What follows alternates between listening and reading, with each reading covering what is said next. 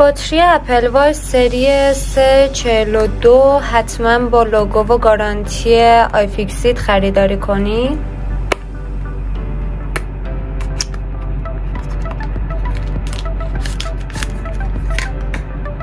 تمامی باتری ها شرکتی هستن با میلی آمپر و چسب فابریکی و تمامی این باتری ها بعد از تعویض سلامت کامل 100 رو نشون میدن. یه نکته مهم که هست، تمامی باتری اپل واچ ورژنی هست که در صورت خرید قطعه احتمال مچ نشدن با دستگاه شما وجود داره. برای راحتی کار میتونید دستگاه رو برای ما ارسال کنید که با کمترین احتمال خطا و بدون مشکل و تست کامل برای شما تعویض بشه.